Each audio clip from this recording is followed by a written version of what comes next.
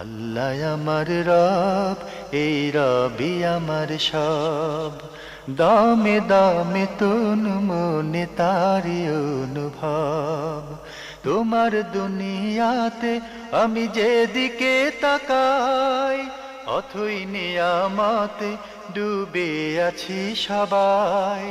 পাক পাখালির গানে শুনি তসবি কলো রব, তসবি কলো রব। আল্লাহ আমার রব, এই রবি আমার। আসসালামু আলাইকুম, আলহামদুলিল্লাহ, আসসালাতু ওয়াসসালামু আলা রাসূলিল্লাহ।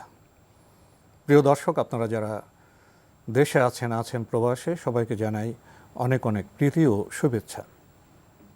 শুরু হলো এনটিভি আয়োজিত এবং লাভ হলো নিবেদিত অনুষ্ঠান আপনার জিজ্ঞাসা। আপনাদের সাথে আছি আমি জয়নুল আবেদিন আজাদ, আর আপনাদের মনোজাগা প্রশ্নের জিজ্ঞাসার জবাব দিচ্ছেন বিশিষ্ট আলেম ডক্টর মোহাম্মদ সাইফুল্লাহ। আসসালামু আলাইকুম ওরহমতুল্লাহি ওয়া বারাকাতুহু।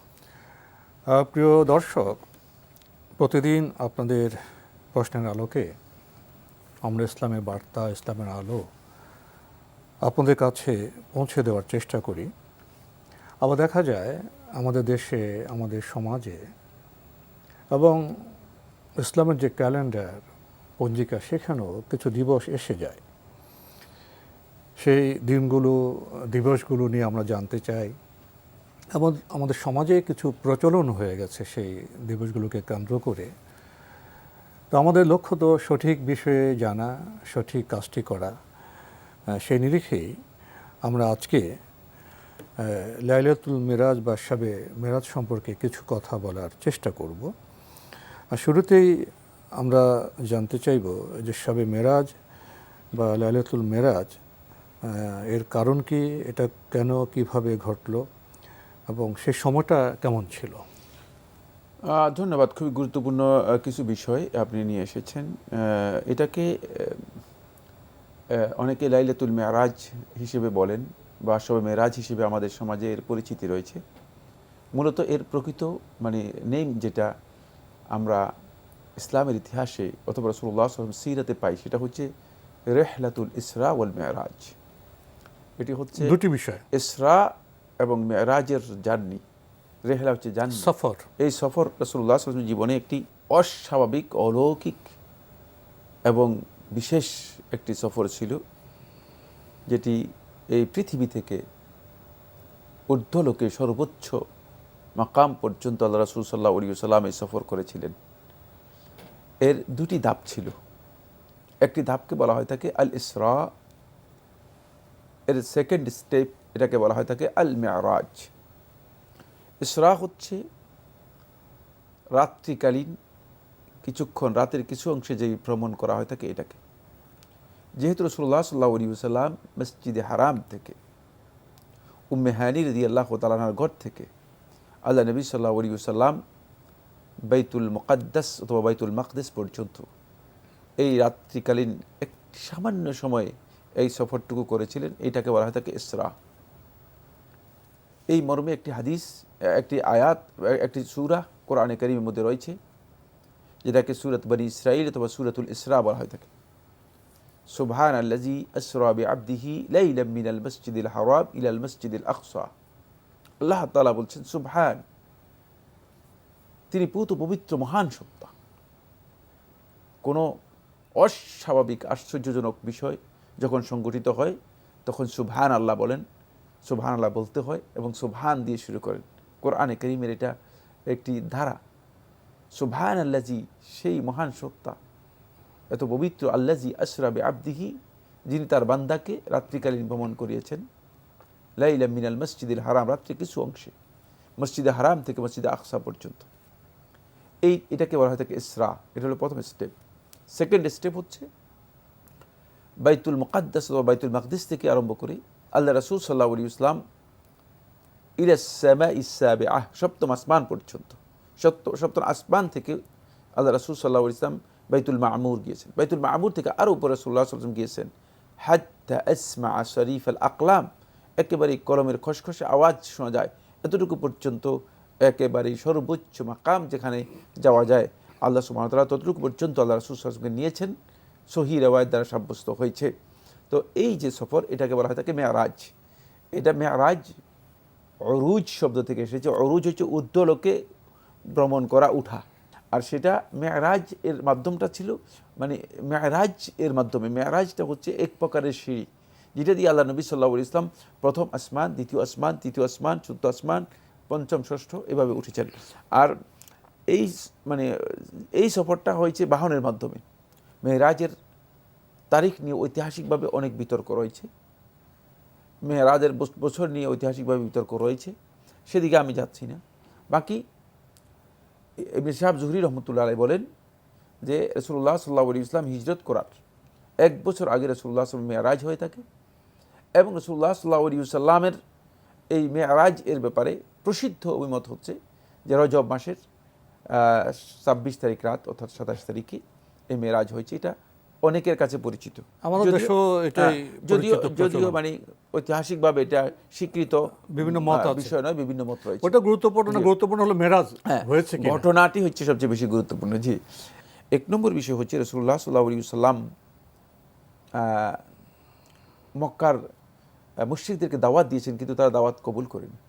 বরং নতুন যারা ইসলাম গ্রহণ করেছে, দুর্বল যারা ছিল, তাদের উপর চরম অত্যাচার, শারীরিকভাবে নির্মম জুলুম শুরু করে দিয়েছিল। রাসূলুল্লাহ সাল্লাল্লাহু আলাইহি ওয়াসাল্লাম চিন্তা করলেন যে অন্তপক্ষে বনি সাকিফে গিয়ে তাদেরকে দাওয়াত দেওয়া যায় কিনা। যেহেতু রাসূলুল্লাহ সাল্লাল্লাহু আলাইহি ওয়াসাল্লাম কিছুদিন সেখানে ছিলেন, রাসূলুল্লাহ সাল্লাল্লাহু আলাইহি ওয়াসাল্লাম বনি সাকিফ তায়েফে গেলেন।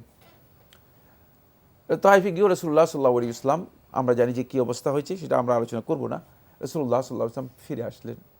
এরপরেই রাসূলুল্লাহ সাল্লাল্লাহু আলাইহি ওয়াসাল্লাম অনেক বেশি দুশ্চিন্তাগ্রস্ত হলেন।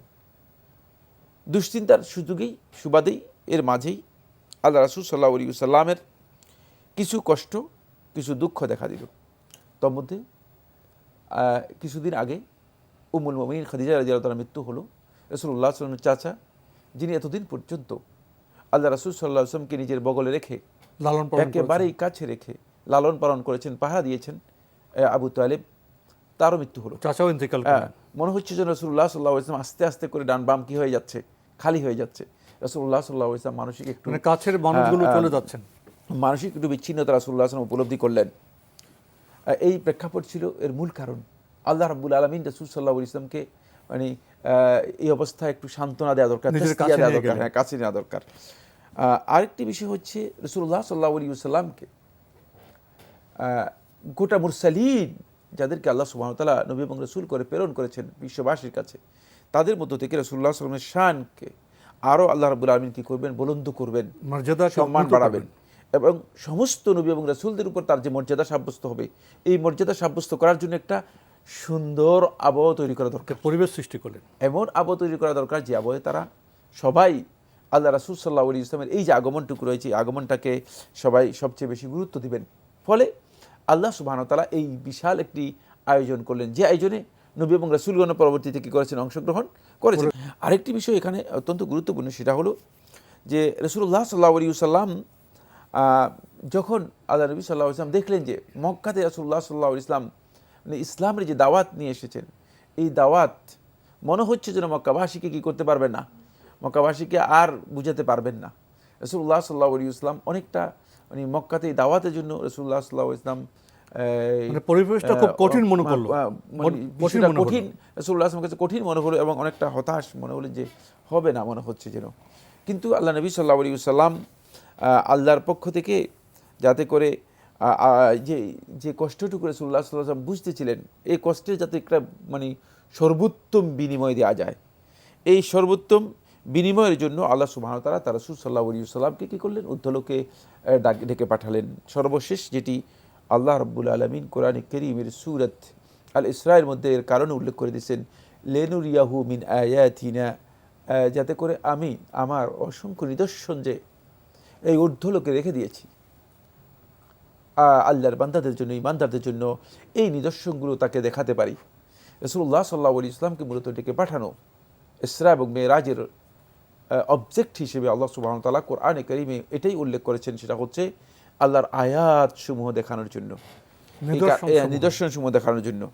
ফলে এই ঘটনাকে কেন্দ্র করে সূরাত আন-নাজমের মধ্যে আল্লাহ সুবহানাহু ওয়া তাআলা স্পষ্ট করে বলেছেন, লাকাদ রাআ মিন আয়াতি রব্বিহিল কুবরা, যে রাসূলুল্লাহ সাল্লাল্লাহু আলাইহি ওয়াসাল্লাম তার রবের, তার মহিমান্বিত রবের যে বিশাল বিশাল আয়াতগুলো রয়েছে, নিদর্শনগুলো রয়েছে।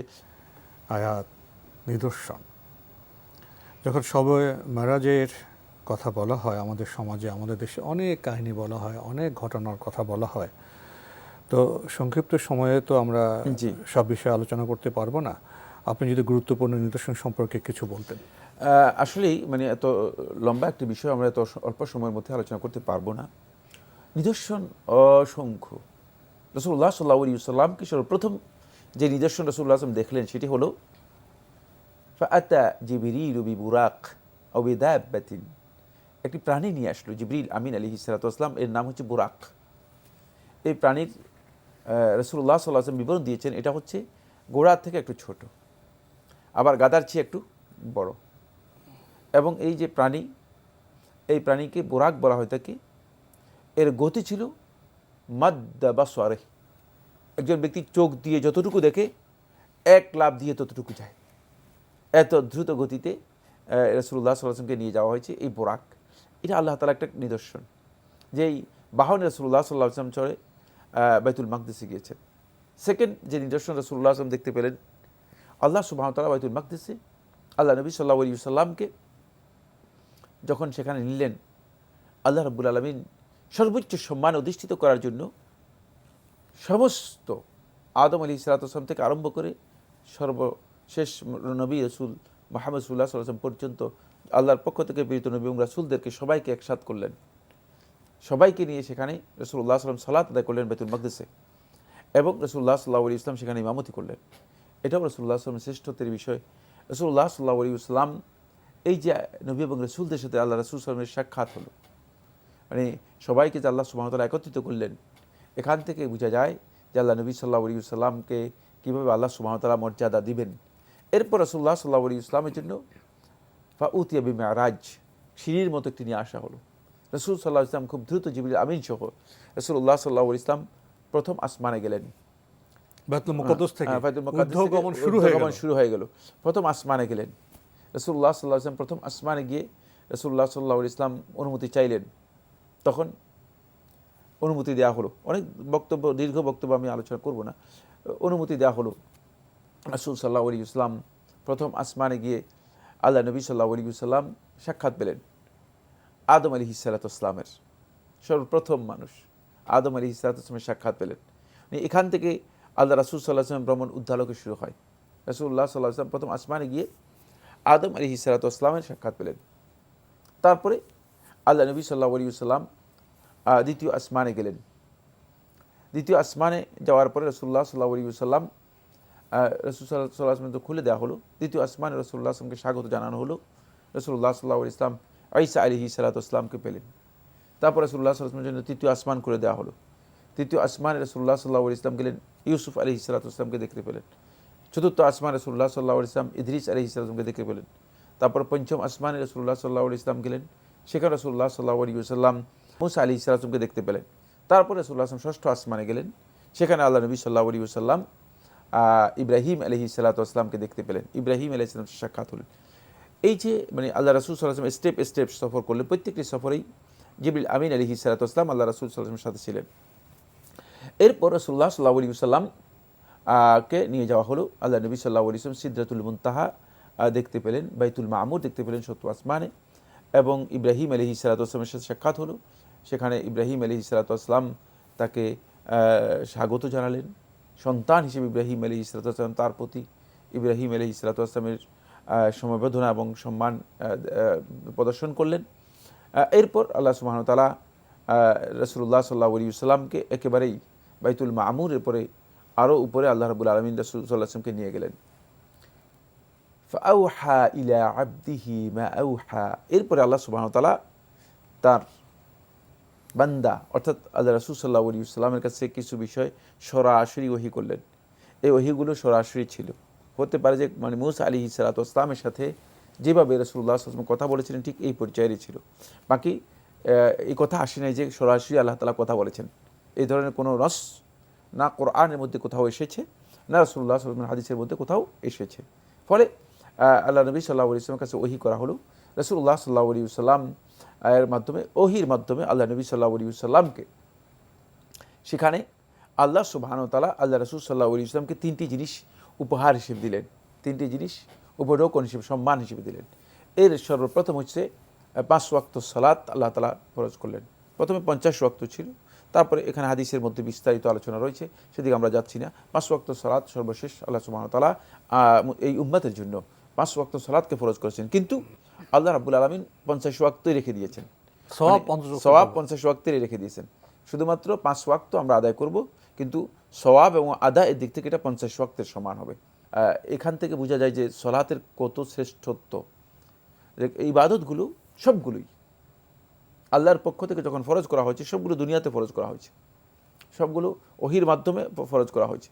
এটা সরাসরি আল্লাহ সুবহানাহু ওয়া তাআলা তার রাসূলকে মানে সেই সপ্তাহ আসমানে নিয়ে আল্লাহ রাব্বুল আলামিনের সেই মানে আয়াতসমূহ দেখিয়ে তারপর রাসূলুল্লাহ সাল্লাল্লাহু আলাইহি ওয়াসাল্লামের উপর এই সালাতটা ফরজ করেছেন। তার কারণ হচ্ছে সলাতের শ্রেষ্ঠত্ব হচ্ছে এই জায়গায় যে সলাত এর মধ্যে যখন আল্লাহর বান্দা যখন দাঁড়ায়, তখন আল্লাহর বান্দা আল্লাহ রাব্বুল আলামিনের সাথে সরাসরি কথা বলা শুরু করতে পারে। ফাইনাল আবদা ইউনাজি রব্বাহু ফি সলাতিহি, রাসূলুল্লাহ সাল্লাল্লাহু আলাইহি ওয়াসাল্লাম হাদিসের মধ্যে বলেন, বান্দা সলাতের মধ্যে আল্লাহর সাথে কথা বলতে পারে। সুতরাং আপনি যদি কথা বলতে চান আল্লাহর সাথে, তাহলে আপনি সলাতে দাঁড়িয়ে যান, আল্লাহ রাব্বুল আলামিনের সাথে কথা বলতে পারবেন। এবং আল্লাহ তাআলার সবচেয়ে কাছে যেতে চান, তাহলে সিজদায় যান, তাহলে আপনি আল্লাহ রাব্বুল আলামিনের একেবারে কাছে চলে যেতে পারবেন। যদি আল্লাহ তাআলার কাছে যেতে চান, আল্লাহ তাআলার কাছে আপনি নিজে পৌঁছতে চান। তো এইটা হলো প্রথম। দ্বিতীয় হচ্ছে আল্লাহ রাসূল সাল্লাল্লাহু আলাইহি ওয়াসাল্লামকে আরেকটি বিষয় দিয়েছেন, সেটা হলো রাসূলুল্লাহ সাল্লাল্লাহু আলাইহি ওয়াসাল্লামকে সূরাতুল বাকারার শেষ 2 আয়াত, এই শেষ 2 আয়াত অত্যন্ত মর্যাদাপূর্ণ, এবং এটা হচ্ছে আল্লাহর পক্ষ থেকে বান্দাদের জন্য হিরজ, বান্দাদের জন্য রক্ষা কবচের মতো। বান্দাদেরকে এটি সুরক্ষা দিয়ে থাকে যে কোনো ধরনের সমস্যা থেকে। এই জন্য আল্লাহ সুবহানাহু ওয়া তাআলা স্পেশালি রাসূলুল্লাহ সাল্লাল্লাহু আলাইহি ওয়াসাল্লামকে এই 2 আয়াত সেখানে দিয়েছেন, এই 2 আয়াত সেখানে দিয়েছেন।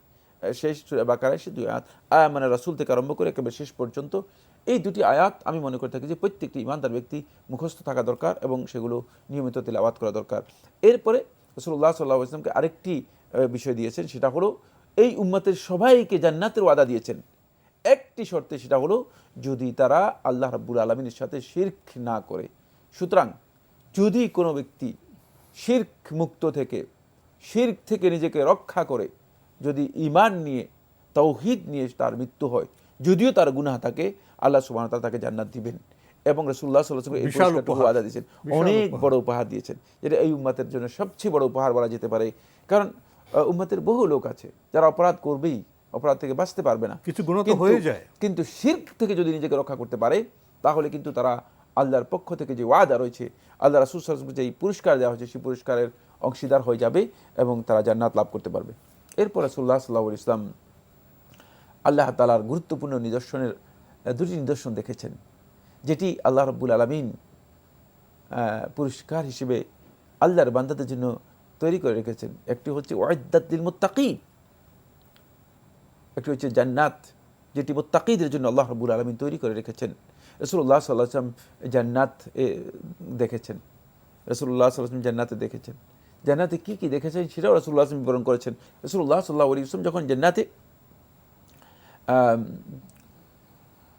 আল্লাহ নবী সাল্লাল্লাহু আলাইহি ওয়াসাল্লাম জান্নাতে যখন প্রবেশ করলেন, তখন জান্নাতের মধ্যে রাসূলুল্লাহ সাল্লাল্লাহু আলাইহি ওয়াসাল্লাম কোরআন তিলাওয়াতের আওয়াজ শুনতে পেলেন, কোরআন তিলাওয়াতের আওয়াজ শুনতে পেলেন। আল্লাহ রাসূল সাল্লাল্লাহু আলাইহি ওয়াসাল্লাম তার একজন সাহাবী, তিনি নু'মান রাদিয়াল্লাহু তাআলা আনহু, তার কোরআন কারীমের তেলাওয়াত শুনতে পেয়েছেন, যে তেলাওয়াত করছে। রাসূলুল্লাহ সাল্লাল্লাহু আলাইহি ওয়াসাল্লাম আশ্চর্যান্বিত হলেন এবং রাসূলুল্লাহ সাল্লাল্লাহু আলাইহি ওয়াসাল্লাম পরবর্তীতে বললেন, এই যে কোরআনের তেলাওয়াত জান্নাতের মধ্যে আল্লাহ রাসূল সাল্লাল্লাহু আলাইহি ওয়াসাল্লাম যাওয়ার আগেই জান্নাতের মধ্যে তেলাওয়াত শোনা যাচ্ছে এই সাহাবীর, এর কারণ হচ্ছে যালিকুমুল বিররু বিউম্মিহি, যালিকুমুল বিররু বিউম্মিহি, যে মায়ের সাথে সদ্ব্যবহার করার কারণেই আল্লাহ সুবহানাহু ওয়া তাআলা তাকে এই মর্যাদা দিয়েছে। এটা উম্মতের সকলের জানা দরকার, মায়ের সাথে উম্মতের কি, মাদের কি মর্যাদা আছে, মায়ের কি মর্যাদা আছে। এখানে আল্লাহ রাসূল সাল্লাল্লাহু আলাইহি ওয়াসাল্লাম বিষয়টি বলেছেন। অনেক দীর্ঘ বক্তব্য রয়েছে। রাসূলুল্লাহ সাল্লাল্লাহু আলাইহি ওয়াসাল্লাম জান্নাত দেখেছেন, জাহান্নাম দেখেছেন, এটা খুবই ইম্পর্টেন্ট। এবং জাহান্নামে যারা শাস্তিপ্রাপ্ত হচ্ছে, কঠিন শাস্তির মুখোমুখি হচ্ছে, তাদেরকেও রাসূলুল্লাহ সাল্লাল্লাহু আলাইহি ওয়াসাল্লাম জাহান্নামের মধ্যে দেখেছেন। এখানে একটি পয়েন্ট বলবো শুধুমাত্র, সেটা হচ্ছে এই মক্কার সবচেয়ে ধিক্কৃত নিকৃষ্ট ব্যক্তি, যেই এই মক্কার মতো পবিত্র ভূমিতে, যেখানে ইব্রাহিম আলাইহিসসালাতু ওয়াসসালাম আল্লাহর ঘরকে পুনর্নির্মাণ করেছিলেন এবং তার সন্তান ইসমাঈল আলাইহিসসালাতু ওয়াসসালাম এবং তার বংশধর যেখানে বসতি স্থাপন করেছিলেন এবং দ্বীন হানিফের উপর তারা প্রতিষ্ঠিত ছিলেন, এই দ্বীন হানিফকে বিকৃত করে শিরকের প্রতিমা এবং মূর্তির আনয়ন করেছিল আমর ইবনে লুহাই আল খুজাঈ। এই ব্যক্তি, তার নাম হচ্ছে আমর ইবনে লুহাই আল খুজাঈ। রাসূলুল্লাহ সাল্লাল্লাহু আলাইহি ওয়াসাল্লাম আমর ইবনে লুহাই আল খুজাঈকে জাহান্নামের মধ্যে দেখেছেন যে তাওহীদকে নষ্ট করে, আল্লাহ রাব্বুল আলামিনের একত্ববাদকে নষ্ট করে, যে মক্কা নগরীতে শিরকের আগমন ঘটিয়েছে। যারা শিরকের এই প্রচেষ্টায় লিপ্ত হবে তারা নিশ্চিতভাবে চিরস্থায়ী জাহান্নামী হবে। এই দিকে আল্লাহ রাসূল সাল্লাল্লাহু আলাইহি ওয়াসাল্লাম ইঙ্গিত করে দিয়েছেন। সময় একেবারে শেষ, কিন্তু একটি গুরুত্বপূর্ণ বিষয়, শবে মেরাজকে কেন্দ্র করে কি বিশেষ কোনো ইবাদত আছে? ধন্যবাদ, খুবই গুরুত্বপূর্ণ বিষয়। শবে মেরাজের জন্য শেখুল ইসলাম ইবনে তাইমিয়া রাহমাতুল্লাহ খুব গুরুত্বপূর্ণ কয়েকটি কথা। এক নম্বর কথা হচ্ছে, এই রাত্রটি আল্লাহ রাসূল সাল্লাল্লাহু আলাইহি ওয়াসাল্লামের জীবনে ছিল সবচেয়ে শ্রেষ্ঠ রাত্রি, সবচেয়ে মর্যাদাপূর্ণ এবং সবচেয়ে শ্রেষ্ঠ রাত্রি শুধুমাত্র রাসূলুল্লাহ সাল্লাল্লাহু আলাইহি ওয়াসাল্লামের জন্য। যেহেতু রাসূলুল্লাহ সাল্লাল্লাহু আলাইহি ওয়াসাল্লামের জীবনে এর চেয়ে শ্রেষ্ঠ রাত্রি আসবে না, আর এর চেয়ে শ্রেষ্ঠ রাত্রি কোনোদিন হবে না। আমরা লাইলাতুল কদর জানি, এটা রিপিটেশন হয়। লাইলাতুল কদর যে রাতগুলো রিপিটেশন হয় সেগুলোর ফজিলত সাব্যস্ত হয়। এই জন্য উম্মতের জন্য, যেহেতু এই রাত আর কোনোদিন রিপিট হবে না, এই জন্য উম্মতের জন্য একবারই এটি রাত, একটি রাত। সুতরাং কিয়ামত পর্যন্ত উম্মতের জন্য এখানে অতিরিক্ত কোনো ফজিলত নেই। ফলে এই রাতে বিশেষ কোনো ইবাদত, বিশেষ কোনো নামাজ, বিশেষ কোনো সিয়াম, এই রাতে এই দিনে সিয়াম পালন করা, এর বিশেষত্ব সাব্যস্ত হয়নি। ফলে যারা মনে করে থাকেন যে লাইলাতুল মেরাজ নাম দিয়ে এই রাত্রে 100 রাকাত নফল নামাজ পড়া, এর নাম হচ্ছে সালাতুর রাগাইব, এটি আসলে পরবর্তী সময়ে লোকেরা আবিষ্কার করেছে। দ্বীনের মধ্যে নতুন করে কোনো কিছু আবিষ্কার করার কোনো সুযোগ নেই, নতুন ইবাদত নেই। তবে শবে মেরাজ থেকে যে আমরা নিদর্শন আমরা দেখেছি, পেয়েছি, সেখান থেকে শিক্ষা নেওয়ার বিষয় আছে। এই রাতের এবং এই ঘটনা থেকে শিক্ষা নেওয়ার অনেক বিষয় রয়েছে। তো আজকে আমাদের এখানে শেষ করতে হচ্ছে। আপনাকে অনেক ধন্যবাদ। আপনাকে অশেষ ধন্যবাদ। প্রিয় দর্শক, আমরা দেখছিলাম এনটিভি আয়োজিত এবং লাভ হেলো নিবেদিত অনুষ্ঠান আপনার জিজ্ঞাসা। আমাদের অনুষ্ঠান আপনারা এনটিভি অনলাইনেও দেখতে পারবেন। ভিজিট করুন www.ntbbd.com। এছাড়া ইউটিউব এবং আমাদের ভেরিফাইড ফেসবুক পেজে অনুষ্ঠান দেখতে পারবেন। শবে মেরাজ সম্পর্কে আমরা অনেক গুরুত্বপূর্ণ কথা শুনেছি। নিদর্শন থেকে আমাদের শিক্ষা নিতে হবে। আসুন এই ব্যাপারে আমরা সচেতন হই। চিঠি লিখুন, প্রশ্ন পাঠান আমাদের ঠিকানায়। পরিচালক আপনার জিজ্ঞাসা, এনটিভি, বিএসসিসি ভবন, 7ম তলা, 102 কাজী নজরুল ইসলাম এভিনিউ, কারওয়ান বাজার, ঢাকা 1215। ইমেল অ্যাড্রেস আপনার জিজ্ঞাসা @ntbbd.com। প্রিয় দর্শক, মহান আল্লাহ আমাদের সবাইকে নিরাপদে রাখুন, রাখুন শান্তিতে। আসসালামু আলাইকুম। আল্লাহ আমার রব, এই রবি আমার সব, দামে দামে তুন মনে তারি অনুভব। আল্লাহ আমার রব, এই রবি আমার সব।